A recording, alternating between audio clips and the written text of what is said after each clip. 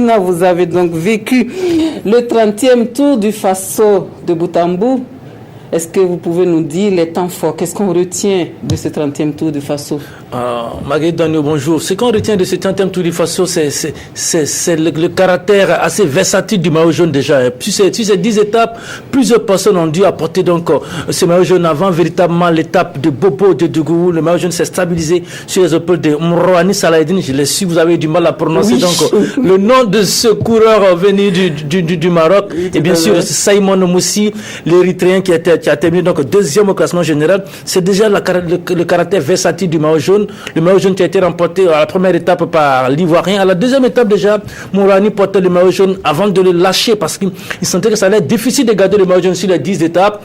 Bien sûr, Moussi l'a récupéré. Après Moussi, Benjamin Stoder semblait être un candidat sérieux à la victoire finale, mais étant pratiquement seul avec un autre coéquipier, c'était difficile pour l'Allemand de pouvoir conserver le maillot jaune. Mais il faut retenir surtout les 5 victoires d'étape, Marguerite, de cet Allemand. C'est le 3e coureur à avoir remporté 5 étapes sur un Tour du Faso. C'est très très important. Et puis à la fin, le Marocain Mrouani Saladin a été le plus fort sur ce Tour du Faso. Et les Burkinabés dans ce Tour du Faso, finalement, on ne les a pas beaucoup vus, on dirait. On ne les a pas beaucoup vus. Il faut peut-être se réjouir que les Burkinabés aient sauvé l'honneur en remportant l'étape de Bobo Dioulasso. Banfora Bobo Dioulasso a été remporté par Abdulaziz Nikema. Le 3e au général aussi à Burkinabé, c'est Mathias Sorgo. Mis à part cela, à Marguerite, cette année, la concurrence était de taille. On a eu des vitesses moyennes extraordinaires. Par exemple, sur l'étape Kokolgo-Boromo, 45 864 km/h de moyenne. Pour ceux qui connaissent le vélo, imaginez-vous ce que ça peut faire.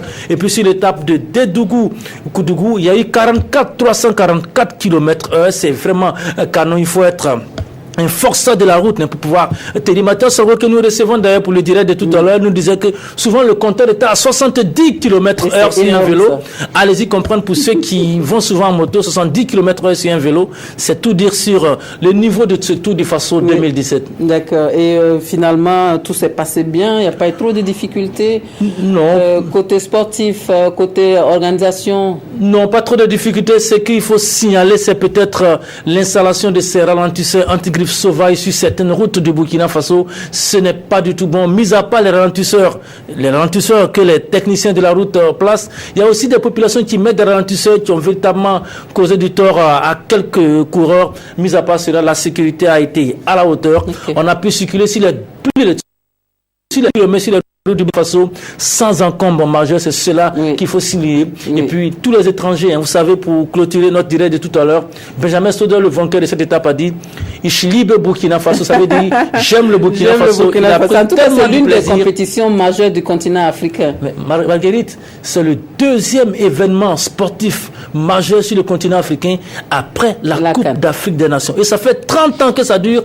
Une seule fois qu'on a arrêté pour cause de virus Ebola. C'est tout dire sur la capacité de Burkinabé à organiser un événement comme celui-là. Et le DG de la LONABé l'a dit, c'est la 3e merveille du Burkina Faso. Après le FESPACO, le CIAO, c'est bien le Tour du Faso. Alors pour la remise des prix, c'est ça pour quand? La remise des prix, c'est ce soir, sur le coup de 20h en direct au mess des officiers. Mais déjà, on s'est réjoui que ce matin, le président du Faso, en présence, soit sur le boulevard de l'Indépendance, Sa Majesté le Moro Nabat Bongo, soit là, c'est la preuve que la volonté politique accompagne ce Tour du Faso et il a promis de continuer à appuyer le Tour du Faso parce que c'est un patrimoine national qui mérite d'être soutenu. Vous qui faites souvent villégiature, vous savez ce que c'est qu'un patrimoine national.